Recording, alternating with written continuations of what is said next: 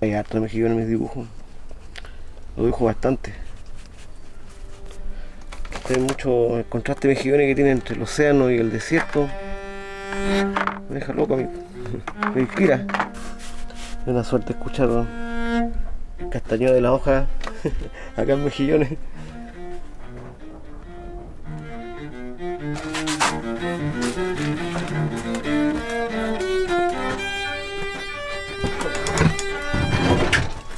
El ferrocarril inglés le pagó al Estado la suma de 5 pesos por derechos territoriales.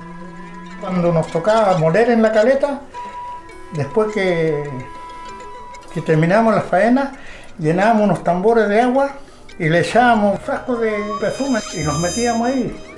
Pero después cuando veníamos a los bailes acá al ferrocarril, bailábamos un poquito, empezábamos a respirar y empezaba a salir el olor. Pues ya llegaron los cochinos hediondos. Quedábamos nosotros solos en los bailes.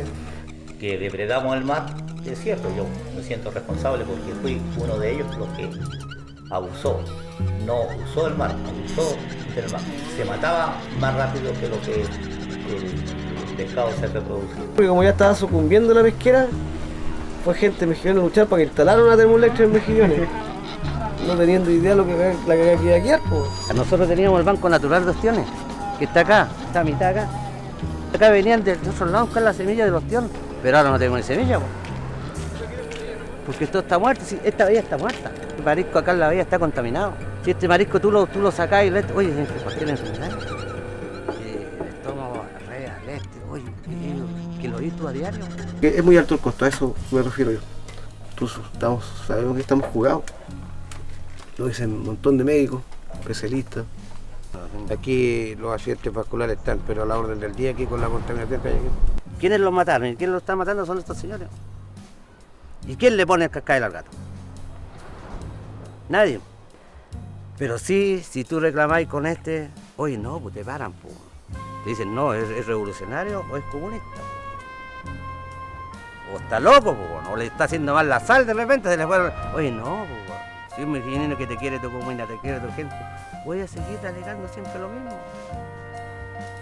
Oye, si hicieron estudios, vinieron para acá y hicieron la batería de estudios. Oye, no hay estudios, se equivocaron, pero el estudio que hicimos nosotros está bueno, no hay, cero contaminación.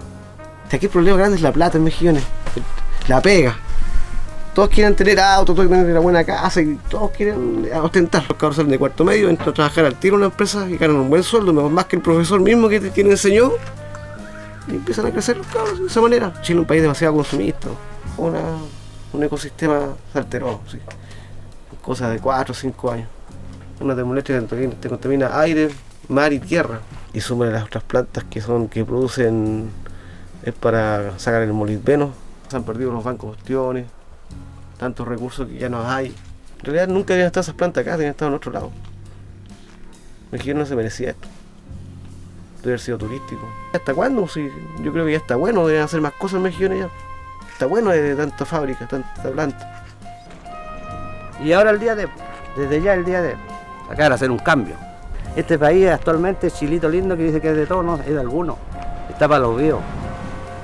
Está para los puros vivos, no. Para los que nacieron sinvergüenzones, y van a morir sinvergüenzones a los hueones.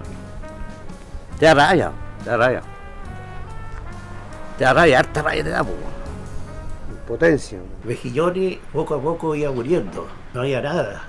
Entonces nosotros desesperadamente pedíamos cualquier trabajo, incluso hasta cosas contaminantes, que después subimos, por ejemplo, que había empresas contaminantes y nosotros luchábamos para que fueran acá.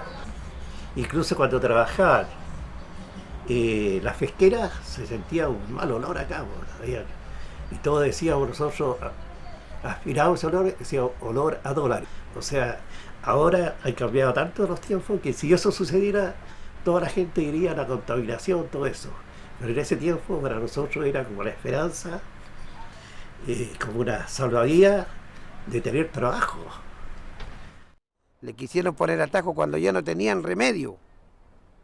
Le estaban dando remedio al enfermo cuando estaba agonizando.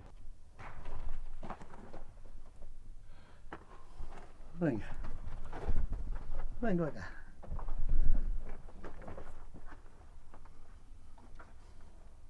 Ahí tiene un huesito, mire.